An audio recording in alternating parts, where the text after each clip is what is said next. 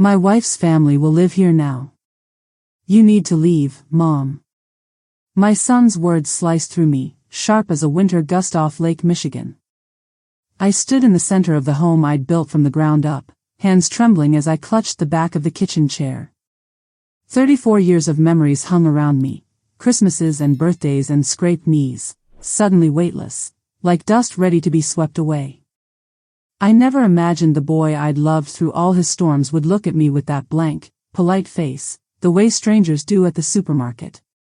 Behind him, his wife, Candace, stood tall in her fitted red coat, lips pressed thin, eyes darting around my living room as if she were already measuring it for new curtains. Beside her, her parents, the Mitchells, held themselves with an air of practiced indifference. I tried to steady my voice, though I could barely breathe. Dylan, I don't understand. Where am I supposed to go? I asked, my words small and lost in the cavernous silence. Dylan shrugged, not meeting my eyes. Maybe you could stay at Aunt Carol's. Or just get a motel for a while. We need the space. He glanced at Candace, and she gave the faintest nod, as if to say, good, keep going. I felt the floor tilt beneath me. The Mitchells had barely visited more than 3 times in all the years I'd been Dylan's mother. But here they were now, standing in the foyer of my home, their home apparently, holding their coats and purses, their faces arranged into bland, expectant masks. The way Candace looked at me made my skin prickle, as if she already owned every inch of this house, from the window seat in the den to the old piano by the stairs where Dylan had plunked out chopsticks as a child. I need a little time to pack my things, I managed, my voice strangled, clinging to the only dignity I had left. Candace stepped forward. We'd appreciate it if you could be out by tonight, Janet. My parents are moving in tomorrow morning. I let the name hang in the air. Not Mom, not even Mrs. Holloway, just Janet. Like I was nothing to them. Dylan wouldn't meet my eyes. We've already called the police, just in case there's trouble. He said it softly, almost apologetically. I felt my hands go numb. For a moment, I couldn't remember how to breathe. But then something inside me snapped, not in anger, not yet. In clarity. I looked at the 4 of them, standing in my front hallway with their carefully chosen words and hard, shiny eyes, and I felt something cold and clear settle in my chest. Not defeat. Not exactly. Something closer to resolve. If you're watching this, you might know what that feels like, the moment you realize the people you loved most are the very ones tearing your world apart. If you do, I want you to share your story in the comments. And if you want to see how I got through this, hit subscribe, because what happened next changed everything, not just for me, but for all of them. The clock on the kitchen wall ticked in the silence. I wiped my palms on my jeans, feeling the old familiar denim, grounding myself. I'll go pack my things, I said quietly, turning away so they wouldn't see the tears burning my eyes. I moved slowly through the house, running my hands over the backs of chairs, the edge of the banister, the photographs lining the hallway, Dylan's gap-toothed grin on the first day of school, his high school graduation, our road trip to the Grand Canyon. Each memory pressed against me, threatening to break me open. I reached my bedroom and shut the door behind me, letting the ache come. I sat on the edge of the bed I'd shared with my late husband, Bill, for 27 years before the cancer took him. The sheets still smelled faintly of lavender and home. From the window I watched as Candace and her mother began carrying bags and boxes from their SUV, moving with the easy confidence of people who know they can't be challenged. I felt invisible. No, I was invisible. Reduced from mom and mother-in-law to the woman who needs to get out. I packed slowly, deliberately, just a suitcase with a few changes of clothes, my wallet, my phone charger, the pearl necklace Bill gave me on our 20th anniversary, and a leather-bound journal filled with recipes in my mother's handwriting. I took the photo of Dylan as a toddler, the one where he's sitting in a pile of autumn leaves, laughing at the sky. I didn't know if I'd ever come back for the rest. Downstairs, I heard voices, low, tense. Candace's father was arguing about the Wi-Fi password. For a moment, the absurdity almost made me laugh, but it turned to salt in my mouth. When I finally stepped out of my room, suitcase in hand, Candace looked up from the living room and smiled, tight, satisfied. Dylan stood at the bottom of the stairs, hands in his pockets, eyes fixed on the floor. I paused at the door. "You'll need to transfer the utilities into your name," I said, my voice as steady as I could make it. Candace nodded. "We'll handle everything." Dylan looked up for just a moment. There was something in his eyes, remorse, maybe, or just fear of confrontation. I didn't say goodbye. There was nothing left to say. As I stepped out into the chill March evening, the streetlights flickering on, I felt a strange mix of emptiness and freedom. I didn't know where I was going, only that I was going. Sometimes leaving isn't an escape. It's the first step toward getting everything back. And by the end of that week, the people who pushed me out would lose everything. But for now, I walked out into the night, head held high, refusing to let them see me break. The wind whipped around me as I stepped onto Mulberry Avenue, my suitcase bumping over cracks in the sidewalk, my heart pounding so loudly I almost couldn't hear the traffic. I didn't have a plan, just a phone, a dwindling checking account, and the number from my old friend, Louise. I could have gone to my sister Carol's house, but pride is a strange thing, and humiliation stings sharper when shared with family. Louise picked up on the second ring. She didn't ask any questions, just told me to come by, that she'd put the kettle on. I walked the 6 blocks to her brownstone, passing by the corner bakery where Dylan used to beg for chocolate eclairs after school. The lights inside were warm, the glass cases glowing, but I kept my eyes down, afraid the tears would come if I let myself linger in memory. Louise hugged me at the door, her arms thin but strong, smelling of cinnamon and hairspray. She listened as I tried to explain, but failed, because how do you describe the way it feels when your own son throws you out like old furniture? How do you make someone understand the way your heart can keep beating after being shattered into pieces? She didn't say, "I told you so," though she'd never liked Candace. She didn't offer platitudes about forgiveness or family. She just handed me a mug of tea and let me cry in her kitchen, the rain tapping out a nervous rhythm on the windows. Eventually, I wiped my face and tried to laugh. "I can't believe I'm homeless," I said, but my voice shook. Louise squeezed my hand. "You're not homeless, Janet. You're here. And you're not beaten, not even close." I managed a smile. "It doesn't feel like it." She shook her head. "You always were tougher than you looked." After a while, she insisted I take her spare room for the night. "You can stay as long as you need," she said, and I could hear the unspoken caveat, "but not forever." Louise was a widow too, living on her own kind of edge, but she had never lost her fire. I lay awake long after she'd gone to bed, staring at the ceiling, replaying every moment in the house, my house, as if somehow I'd missed a signal, a clue, something I could have done differently. Had I been too giving? Too soft on Dylan? Had I somehow made it easy for Candace to worm her way in, to plant the idea that I was an inconvenience, an obstacle to be removed? At 3 a.m, I gave up on sleep. I opened my phone, scrolled through old text messages from Dylan. So many "love you mom"s, so many little digital scraps of affection that now felt like lies. I stopped when I found a picture from last Thanksgiving, all of us crowded around the table, Dylan and Candace grinning, Candace's parents clutching their wine glasses, and me in the center, carving the turkey with Bill's old knife. It was supposed to be the start of a new tradition, the first holiday since Bill passed, a blending of families. I'd gone all out, tables set with my best linens, cranberry sauce made from scratch, pies cooling on the windowsill. Candace's mother, Barbara, had barely touched her plate, making little comments about how her family always did things just a little differently.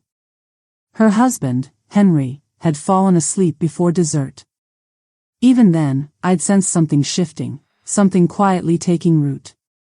By morning, I knew I couldn't stay with Louise long. I needed to find a way forward, a place to land, even if only temporarily. I showered, borrowed a fresh towel, and put on my least wrinkled blouse. Over breakfast, Louise offered to help me look for an apartment. Something small, I said, just until I figure things out. We scoured the classifieds, calling numbers, leaving messages. Most landlords didn't want to rent to someone with no job, no references, no husband. But finally, I found a listing for a furnished studio on Ellsworth Street, month to month, utilities included. It wasn't much, but it was mine. The landlord, Mr. Patel, was kind. He didn't ask too many questions. I signed the lease that afternoon, paid the deposit, and moved in with my single suitcase and a cardboard box Louise insisted I fill with food from her pantry. The apartment was small, a kitchenette, a twin bed, a battered table and 2 mismatched chairs, but the windows faced west, catching the last light of day, and for the first time in 2 days, I let myself believe I might be okay. That night, I made a list. It's what Bill would have done: itemize the situation, break the problem into manageable pieces. Find a lawyer. Check the bank account. Secure personal documents. Make sure I could live on my Social Security, at least for now. It was a pitiful list, but it was a start. Before I went to bed, I stood at the window, watching the city lights twinkle across the river. My son, my own flesh and blood, had chosen someone else's family over me. But I wasn't finished. Not by a long shot. And if you've ever felt pushed aside, forgotten, or betrayed by your own family, I want you to know, this isn't where your story ends. Comment below if you've been through something like this. Your words matter, and you're not alone.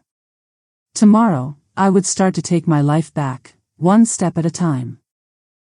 I woke at dawn, startled by a strange sense of stillness. For the first time in 34 years, I wasn't greeted by the soft creak of the floorboards or the golden light that spilled across the kitchen table in my old house. The apartment smelled faintly of paint and the laundry detergent of its previous tenant, and I had to remind myself that I was safe, that I was alone, that no one would come knocking to take more from me. I dressed quietly, choosing my best pair of slacks and a navy cardigan Bill always said brought out my eyes. Even now, the simple act of getting ready for the day felt like a kind of rebellion, proof that I was still here, still myself, even if the world I'd known had vanished overnight. Coffee in hand, I set about tackling the first item on my list: find a lawyer. I'd never needed one before. Bill had always handled paperwork, taxes, even the disputes over property lines with the neighbors. But now it was up to me. I spent half the morning making calls, my voice trembling at first, but growing stronger with each conversation. By noon, I had an appointment with a woman named Teresa Kim at a small law office on Franklin Street. Her secretary's voice was calm and reassuring, and she didn't flinch when I explained my situation. "You're not the first," she told me, her tone gentle but matter-of-fact. "Come in at 2. After lunch, a lonely sandwich at the little diner downstairs, I made my way to the law office, my stomach churning with a mix of anxiety and hope. Teresa Kim was younger than I expected, her dark hair pulled back in a low ponytail, her office crowded with stacks of paperwork and framed diplomas. She listened quietly as I explained what had happened, taking notes in a neat, careful hand. "I have the deed to the house," I said, sliding the faded folder across her desk. "And the receipts for the renovations I paid for myself after Bill passed." Teresa nodded. "That's good. You're still listed as the owner?" "Yes," I replied, "but my son, Dylan, he's convinced I have no right to it anymore. His wife, her parents, they think it's theirs." She leaned back, her expression thoughtful. "I've seen this before. It's not uncommon, sadly. We'll need to review everything. Bank records, property tax statements, anything that can establish your claim and show your contributions. Do you have access to your accounts?" I hesitated, shame burning in my cheeks. Dylan's name is on one of them. I trusted him. I thought, my voice caught, but I pressed on. I'll get the records. I still have access to most of it. He hasn't changed any of the online information, yet. Teresa offered a reassuring smile. You're already ahead of most people I see. Bring me everything you have. We'll file an injunction to stop them from making any major changes to the property, at least temporarily. A wave of relief washed over me. For the first time since that awful night, I felt something close to hope. As I left her office, the sky had cleared, sunlight sparkling on the damp sidewalks. I allowed myself a small smile. I wasn't out of the woods, but I wasn't helpless, either. I spent the rest of the afternoon gathering documents, printing statements at the public library and calling the bank to request account activity. The teller, a young man with kind eyes, assured me that as long as my name was on the account, I could restrict withdrawals, at least for the time being. That evening, I called Louise to update her. You always were a fighter, she said, her pride evident even over the phone. Don't let them take any more from you, Janet. You hear me? I did. I heard her loud and clear. Later, as I made myself a cup of herbal tea in the tiny kitchenette, I looked around my little apartment, the bare walls, the chipped countertops, the battered table. It wasn't home, not yet. But it was mine, and that meant something. As I sipped my tea, I wondered what was happening back at the house.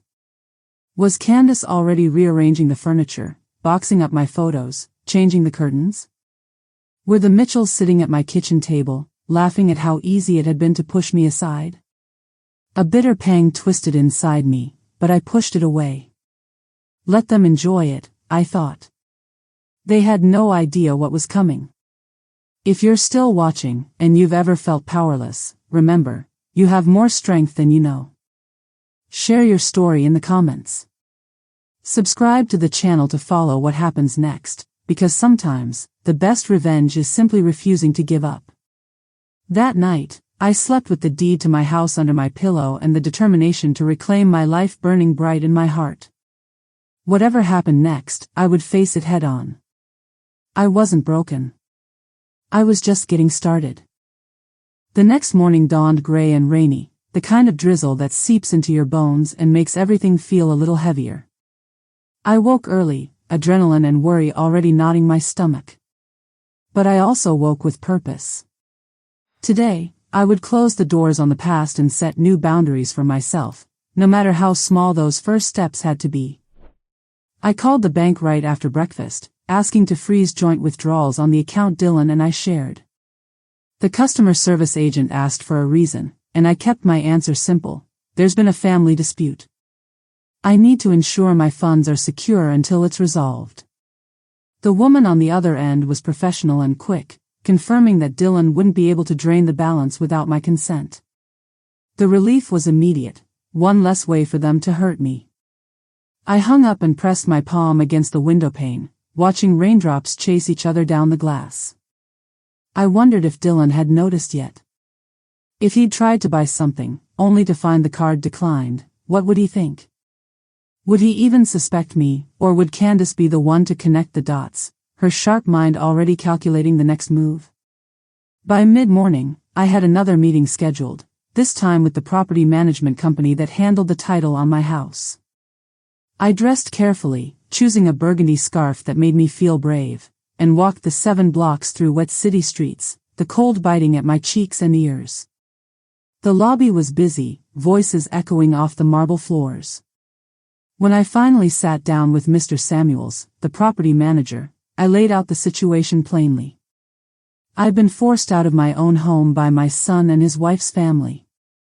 I'm the legal owner, and I need to make sure no paperwork or ownership changes can be processed without my approval.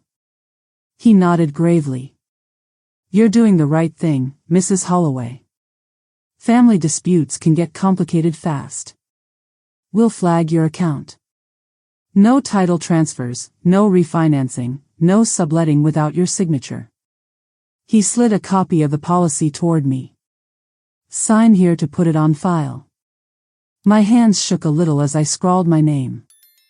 With every signature, every form, I felt a little more in control, like a woman reclaiming her story, not just reacting to someone else's. On the walk home, I stopped at a florist on Clinton Avenue. The smell of fresh flowers lifted my spirits. I chose a bunch of sunflowers, bright and defiant against the gloom, and carried them back to my apartment. I arranged them in a chipped white pitcher on the kitchen table, a splash of color in the otherwise bland room. I sat there for a while, staring at the flowers, thinking of Bill. He always said sunflowers were the bravest flowers, turning to the light, even on cloudy days. I could almost hear his voice, steady and kind. Don't let them change who you are, Janet. Don't let them win twice. My phone buzzed. It was a text from Dylan. Mom, did you do something with the bank account? Candace can't pay the movers. Please call me. I read it 3 times, the words rolling over me like a wave. No apology, no regret, just inconvenience.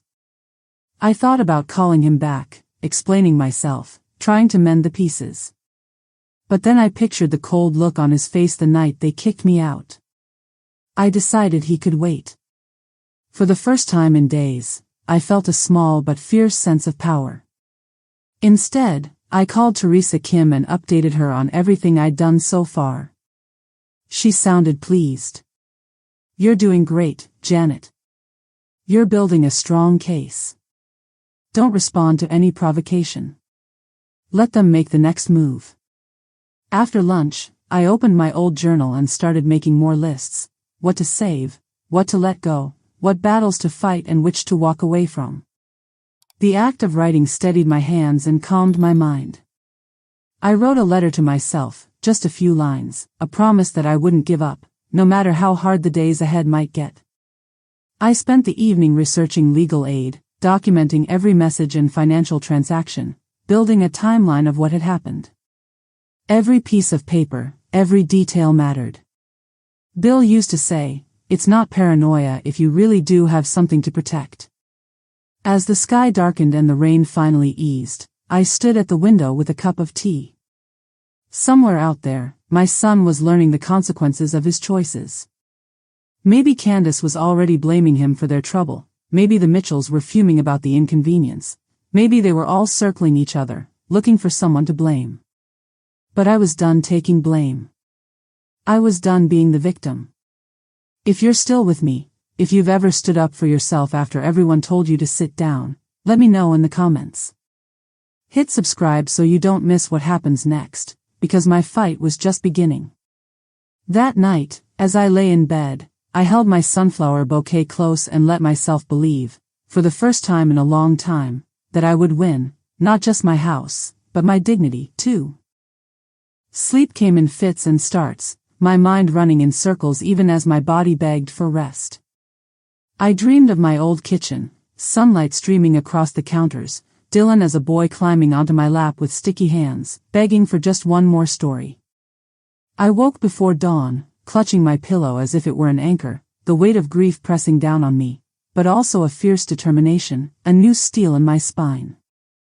I got up, made coffee, and opened the curtains. The sky was pale, streaked with gold and lavender. I made another list in my journal, today's tasks, today's battles. I would follow Teresa's advice and gather every possible scrap of evidence, bills, receipts, emails, even old birthday cards from Dylan where he'd written, "Thank you for everything, Mom." I wanted a record of every sacrifice I'd made, every dollar I'd invested in that house. By 8, I was showered and dressed, ready to face the day. My first stop was the public library on Maple Street. I printed copies of bank statements, scanned photos of home repairs, and emailed everything to Teresa. I sat at a computer terminal for nearly 2 hours, organizing files, my fingers steady and sure. I didn't cry, not even once. I was too busy building my case, building my new life. I took a break in the library's reading room, surrounded by the quiet hum of students and the scent of old paper. I watched a mother with her daughter at a nearby table, the little girl's laughter ringing out as she pointed to colorful drawings in a storybook. My chest ached, remembering when Dylan was that small, his whole life a mystery, his heart so close to mine. But I pushed the ache aside. I had work to do. By noon, I'd finished my tasks at the library and called the utility company. I confirmed that my name was still on the water and power accounts for the house. "We can freeze any changes if you provide a written request," the woman on the line explained. I agreed, scribbling down the details. No one would be able to shut off the heat or transfer the service out from under me, not without a fight. I ate a quick sandwich at a cafe on the corner, my appetite small but steady. As I sipped my coffee, I caught my reflection in the window, a woman older, wiser, and, yes, stronger than the one who'd been thrown out of her home only days before. The afternoon brought another text from Dylan. "Mom, please, Candace says you're being unreasonable. Can't we just talk?" The message stung, but this time I let it sit, unread. I wasn't ready to talk, not until I was sure I could speak from a place of strength, not desperation. I walked the long way back to my apartment, letting the brisk air clear my head. The city was alive with people going about their ordinary lives, shopping, laughing, holding hands. I wondered if any of them could see what I was carrying, the invisible load of betrayal and resolve. I doubted it. Pain rarely shows on the surface. Back at the apartment, I took a call from Teresa. She'd looked over my documents and was impressed by how thorough I'd been. "You're doing everything right," she told me. "We'll file the injunction tomorrow. Once that's in place, they can't sell or transfer the house, and you'll have legal grounds to re-enter if you choose." For the first time in days, I felt a lightness in my chest, like the first warm breeze after a long winter. I spent the rest of the afternoon packing away some of Louise's food gifts and straightening up my small apartment. I called her to check in, and she insisted I come over for dinner. "You need a break from all this mess," she said. "And I made your favorite, chicken pot pie." Louise's apartment was warm and cluttered, filled with books and the sound of classic jazz on the radio. We talked about everything except my troubles, her grandkids, the latest book club gossip, a new bakery opening downtown. It felt good to be just Janet, not a victim or a warrior, just a friend. After dinner, she hugged me tight. "You're almost there," she whispered. "Don't let them pull you back under." I promised I wouldn't. That night, back in my studio, I made one last list for the day: people I could trust, things I was grateful for, dreams I wasn't ready to let go of yet. I closed my eyes and prayed, not for revenge, but for justice and for the strength to see this through. If you've ever had to fight for what's yours, if you've ever felt alone but kept going anyway, share your story in the comments. Hit that subscribe button to follow along, because sometimes, the hardest battles are the ones we fight quietly, one day at a time. Tomorrow, I'd file the paperwork that would change everything. Morning came with a sense of urgency and resolve. I dressed in my best slacks and a fresh white blouse, brushing my hair with extra care, trying to look not just presentable but formidable. I wanted to walk into Teresa's office not as a victim, but as a woman taking back her power. On the way, I stopped by a small bakery on Jefferson Street and bought 2 cinnamon rolls, one for Teresa and one for me. It was a small gesture, but it felt good to do something kind for someone helping me. The world might be full of cruelty, but it was also filled with people who stood up for others, who listened, who cared. Teresa greeted me with a warm smile. She wore a navy suit and a bright yellow scarf, her desk lined with tidy stacks of papers. "You're right on time, Janet," she said, motioning me to sit. I handed her the cinnamon roll, and for a moment, we were just 2 women sharing a quiet morning, not lawyer and client, not plaintiff and defender, just people. We got to work quickly. Teresa walked me through the injunction paperwork, explaining each page. I signed with steady hands, listening to the scratch of my pen, feeling the weight of each signature. "Once this is filed, she explained. Your son and his in-laws can't make any changes to the property or remove your belongings until the court rules on your case. If they try, they'll be in violation of a legal order. I nodded, heart pounding. Thank you, Teresa. For everything. She smiled. You're braver than you think, Janet. A lot of people give up before it gets this far. You didn't. After filing the documents at the courthouse, Teresa gave me copies and a reassuring pat on the arm. We'll hear back in a few days, maybe sooner if the judge sees this as urgent. In the meantime, keep documenting everything. I left her office lighter, as if a door had opened and I could finally breathe. For the first time, it didn't feel like I was waiting for someone else's decision. I was making my own. On the walk home, I stopped at a coffee shop and lingered by the window, sipping a latte and writing in my journal. I recorded everything, my feelings, my fears, my hope for the future. I even wrote a letter to Dylan. I didn't know if I would ever send it, but the act of putting my pain and love into words was a kind of release. I told him I missed him. I told him I loved him, but that I couldn't stand by while he let others treat me as disposable. In the afternoon, I received a call from the bank. The representative confirmed my request to freeze the account had gone through. Dylan and Candace had already tried to withdraw a large sum for what the bank described as moving expenses. The transaction had been denied. The news gave me both satisfaction and sadness. How quickly they'd tried to cash in on my absence. Still, I was learning to accept these waves of emotion without letting them drown me. I was learning to stand tall in the storm. That evening, I took a long walk along the river, the city lights reflecting off the water, the world feeling somehow wider and more open than it had in weeks. I passed families out for strolls, couples laughing, an old man tossing breadcrumbs to pigeons. I wondered if any of them sensed how close I'd come to giving up, or how far I'd come in such a short time. Back in my apartment, I listened to music, Bill Withers singing "Lovely Day," and let myself dance, just a little, in the lamplight. My life wasn't perfect, my heart wasn't healed, but I wasn't broken. I was fighting for myself in a way I never had before. If you're watching this and you've ever been forced to start over, I hope you know that it's possible to find your footing again. Comment below with your story, and subscribe if you want to see how this battle ends. Because I promised myself I wouldn't stop until justice was done, not just for me, but for everyone who's ever been cast aside. Tomorrow, the legal fight would truly begin. But tonight, I allowed myself to rest, proud of how far I'd come, certain that I would not back down. The next few days felt like moving through a storm, waiting, hoping, anxious for the next strike of lightning. Every time the phone rang, my pulse spiked. Some calls were from Teresa, keeping me updated, always calm and steady. Some were from Louise, who checked on me daily and refused to let me wallow. Others were from unfamiliar numbers I refused to answer. I knew if Dylan or Candace really wanted to talk, they could leave a message. But none ever came. During the long, anxious hours, I kept myself busy.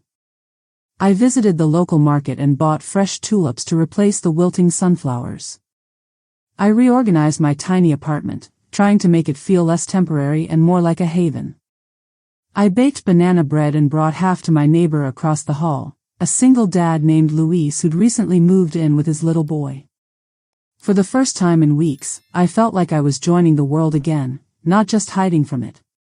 Still, the legal case loomed over everything. Teresa called one morning with a tone in her voice that made me sit up straight. We got a court date, Janet. Next Thursday at 10. The judge moved it up. Your case is officially flagged as urgent. Does that mean? My voice was breathless. It means the system is working for you.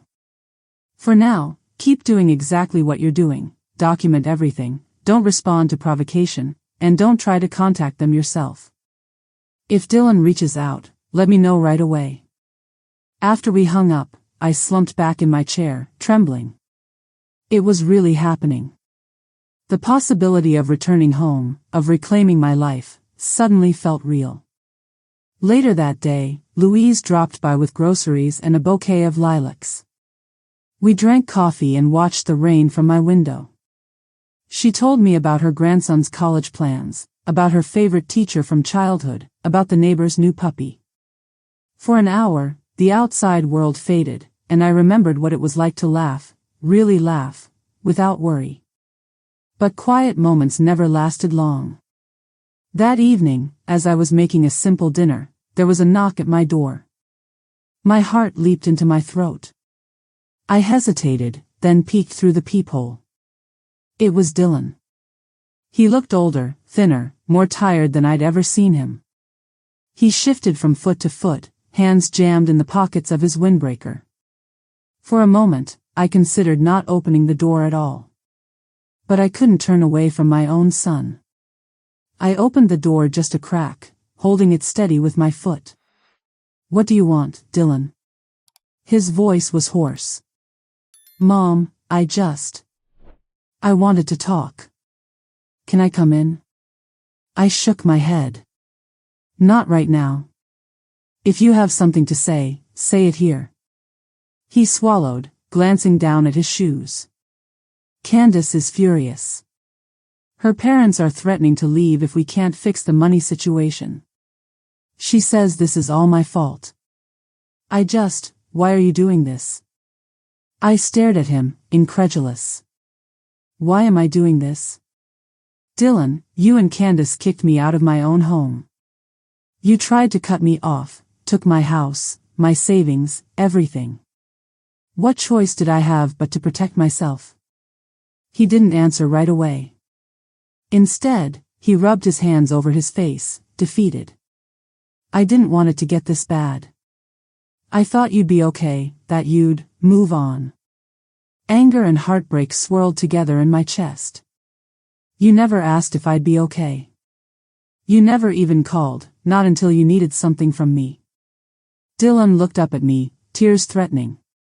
"I'm sorry, Mom. I really am. I was stupid. I let Candace and her parents push me. But we can't lose everything. Please, just talk to the judge. Tell them you don't want to fight."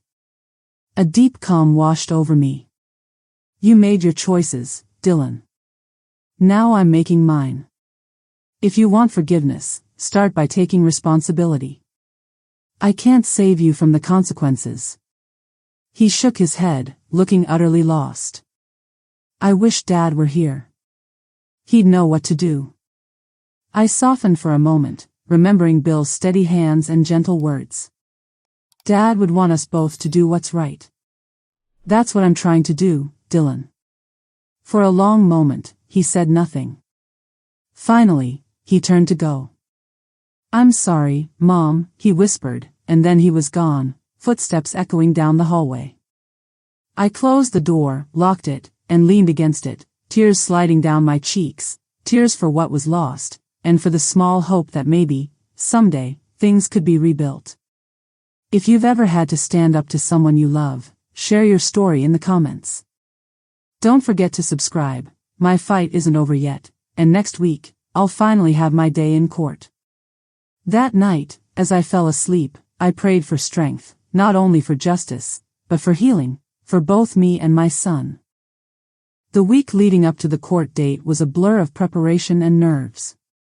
I met with Teresa twice more, going over every document, every email, every timeline.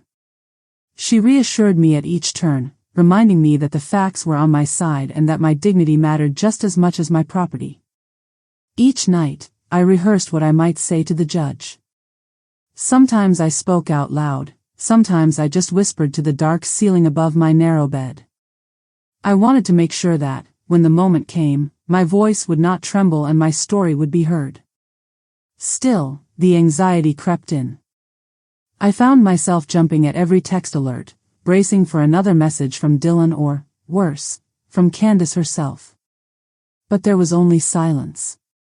I imagined them scrambling in my old house, trying to decide what to pack, what to say, what stories to spin for the court. Maybe they thought I would back down. Maybe they thought I was as weak as I'd once allowed myself to be. I poured my nervous energy into cleaning the apartment, baking lemon bars to bring to the legal office, and taking long walks along the riverside. I spent hours at the library, reading about property rights, family disputes, and women who'd rebuilt their lives after losing everything. It became a quiet form of therapy, proof that even when the world collapses, new lives can be built from the ruins. The night before the hearing, Louise came over with Chinese takeout. She insisted we eat with real plates and cloth napkins, as if that small bit of ceremony could summon luck or strength. We talked about anything but court, her late husband's bad jokes, a disastrous vacation in Florida, the time we got lost on a hiking trail with nothing but a granola bar and a leaky water bottle. For a few hours, I laughed until my sides ached, and I was reminded that joy was still possible, even on the eve of battle. When Louise left, she hugged me longer than usual. "You're going to win, Janet. And even if you don't, you're still you.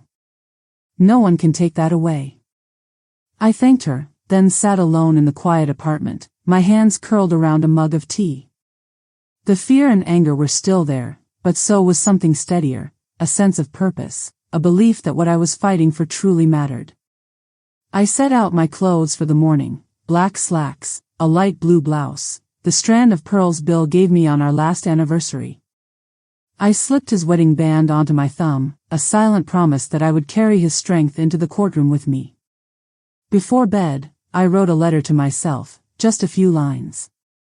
"You have already survived the worst. Tomorrow is only the next step. Speak your truth. Stand your ground. You are not alone." The morning of the hearing, the city felt hushed and expectant, as if the whole world were holding its breath. I dressed carefully, pinned my hair back, and walked to the courthouse with Teresa at my side. She carried a folder bursting with paperwork and a quiet confidence that calmed my nerves. We passed through security and found our seats. Across the aisle, Dylan and Candace sat with their lawyer and her parents, all of them stone-faced. Dylan wouldn't meet my eyes. Candace glared as if she could will me out of existence. I took a deep breath and sat up straight, determined not to let them see how my hands trembled in my lap. When the judge entered, a woman in her 50s with sharp eyes and a no-nonsense air, the room fell silent. She listened first to Teresa, who laid out the facts clearly. The title was in my name, I'd paid for all major renovations, and I had never agreed to give up my rights to the house. The judge nodded, taking notes, occasionally glancing in my direction. Then it was the other lawyer's turn. Candace's family tried to paint me as forgetful, unstable, unable to care for myself. Their arguments felt thin, desperate, stories woven from fear and entitlement. I wanted to cry, but instead, I wrote notes, steadying myself with every word. Finally, the judge turned to me. "Mrs. Holloway, is there anything you'd like to say?" I stood slowly, smoothing my skirt with hands that no longer shook. "Your Honor," I said, meeting her gaze, "I built that house with my husband. I raised my son there. I welcomed my daughter-in-law and her family, believing we were building a future together. But when I became inconvenient, they pushed me out.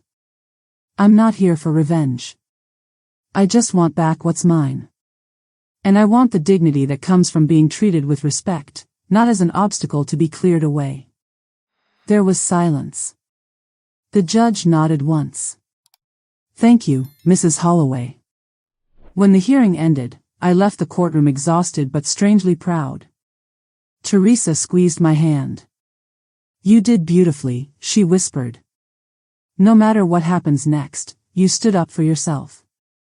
If you've ever had to fight for your place in this world, leave a comment below.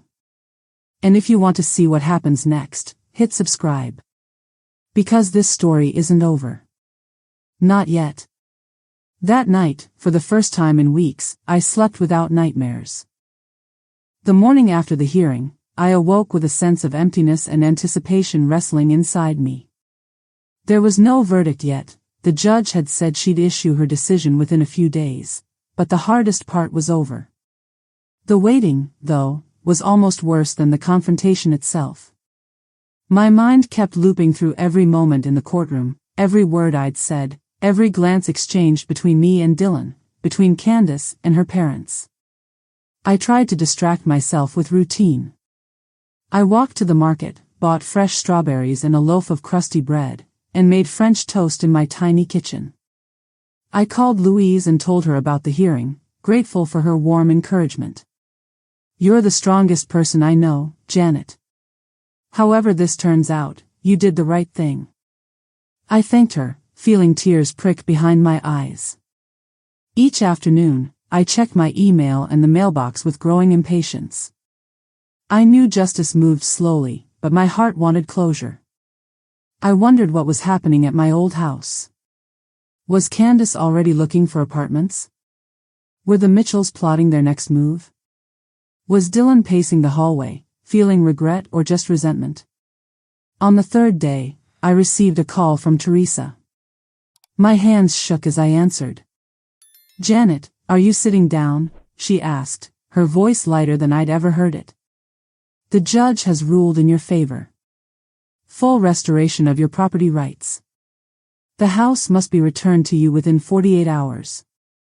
They can't take a thing that's not theirs. And you're entitled to damages for unlawful eviction."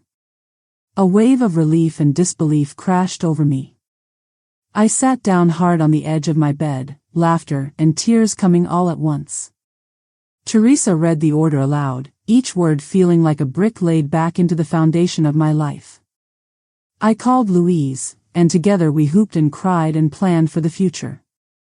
"You're coming home, Janet," she said, promising to help me clean, to bring over fresh sheets and flowers and even a pie. By evening, the reality started to settle in. I began packing up my little apartment, just a few boxes and bags, not much, but it was all I needed. I visited the landlord, Mr. Patel, to thank him for his kindness. He wished me well and told me to visit if I was ever in the neighborhood. The next day, I met Teresa at the courthouse, where she handed me a thick envelope with the official papers. "The sheriff's deputy will serve the order at the house this afternoon," she said, giving me a look of genuine pride. "I'll be there with you, just in case." We drove together through familiar streets, past the school where Dylan once played soccer, the library where I'd read him stories, the park where Bill and I had walked in the autumn sun. Each landmark tugged at my heart, reminders of everything I'd built, everything I'd lost, and everything I was about to reclaim. When we arrived, the house looked the same as always, gray shutters, hydrangeas in the front yard, the porch swaying gently in the breeze. But as I stepped from the car, I saw Candace in the window, her face white with shock. Dylan came to the door, his shoulders slumped, his eyes rimmed with red. The Mitchells hovered behind them, watching with tight, silent faces. The deputy read the order aloud, then instructed them to gather their belongings. "You have until tomorrow at 5 p.m. to vacate," he said. "After that, you will be trespassing." Candace started to argue, her voice shrill and desperate, but Dylan put a hand on her arm, shaking his head. "Let's just go," he said softly. For a moment, he looked at me, really looked at me, as if seeing me for the first time in years. I held his gaze, not with anger, but with the quiet strength I'd earned. I waited on the porch as they packed. Teresa stayed beside me, and neighbors came by one to offer hugs, congratulations, and 1,000 questions. I smiled, but I kept my distance, wanting the last moments of loss and transition to be private. When the moving truck pulled away, I stepped inside my house for the first time since that awful night. The furniture was rearranged, the curtains changed, but the bones of my home were still there, the scuffed floors, the dent in the wall from Dylan's first tricycle, the faded family photos that hadn't been touched. I walked room by room, opening windows, letting in fresh air and sunlight, claiming each space again with deliberate care. I placed Bill's photo on the mantel, arranged a bouquet of tulips from Louise in the kitchen, and finally, let myself cry tears of joy. If you've ever fought to reclaim what was taken from you, I hope you know the feeling of stepping back into your life and knowing you did not give up. Share your victory in the comments, and subscribe to see how the rest of my journey unfolds. Because sometimes, the greatest battles are fought, and won, within our own four walls. That night, I slept in my own bed, at peace. The first morning back in my house felt both familiar and impossibly new. Sunlight streamed through the kitchen window just the way I remembered, casting long golden stripes across the tiles.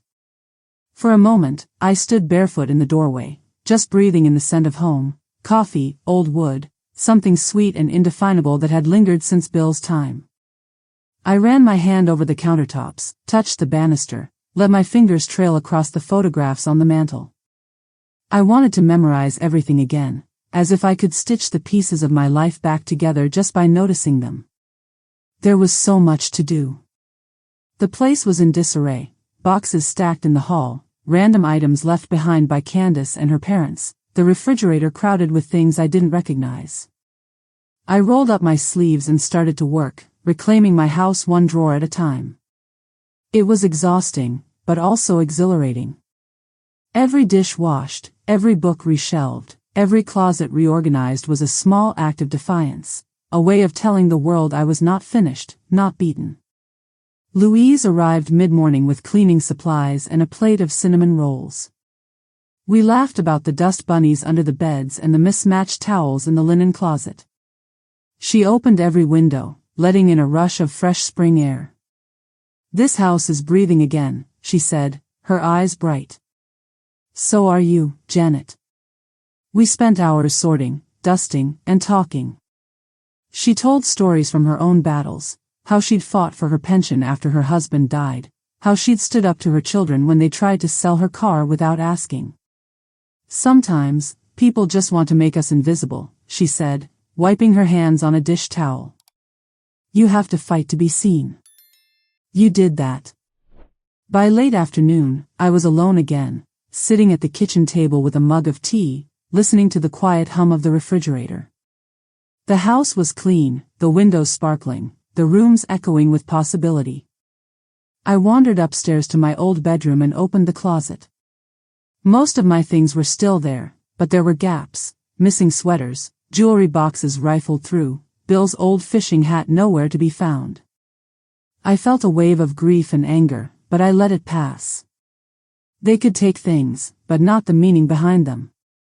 Not the love, or the memories. As I unpacked the last of my suitcase, I found the letter I'd written to myself the night before the hearing. I read it again, marveling at how much could change in just a week. "You have already survived the worst. Tomorrow is only the next step. Speak your truth. Stand your ground. You are not alone." Those words felt truer now than ever. That evening, the doorbell rang. For a split second, my heart leapt in fear, but it was only the next-door neighbor, Mrs. Cole, holding a bouquet of daisies from her garden. "Welcome home, Janet," she said. "If you need anything, you know where I am." I thanked her, touched by the kindness. For so long, I'd felt isolated and unseen. Now, community was gently wrapping its arms around me again. Later, as dusk fell and the house grew quiet, I called Dylan. My voice shook, but I pressed on. "I'm home now," I said when he answered. "You can pick up any of your things this weekend, but I need you to call first. And I want you to respect my boundaries." He was silent, then said softly, "I understand, Mom. I really do. I'm sorry about everything." "I know you are," I replied, my voice gentle but firm. "But being sorry doesn't fix things. It just means you know they're broken. The fixing is up to you." We talked a little longer, tentative, awkward, but honest. For the first time in months, I felt there might be a path back for us, even if it was long and uncertain. That night, I opened the windows, breathed in the cool air, and stood in the center of my reclaimed home. I thought about all the people who'd stood with me, about every tiny act of courage that had carried me here. I felt gratitude, deep, quiet, and unshakable. If you've ever reclaimed something you thought was lost forever, I hope you'll share your story in the comments. Hit subscribe for more, because life after victory is its own kind of challenge, and its own kind of gift. That was the first night in a long time that I felt truly at home, in my house, and in myself. Days passed, and little by little, life found its rhythm again. Each morning, I brewed a pot of coffee and sat by the kitchen window, letting the sunlight warm my face, watching the neighborhood wake up. Spring crept in quietly, birds chattered in the maple trees, daffodils poked up by the fence, and the sound of children's laughter floated over from the park down the block.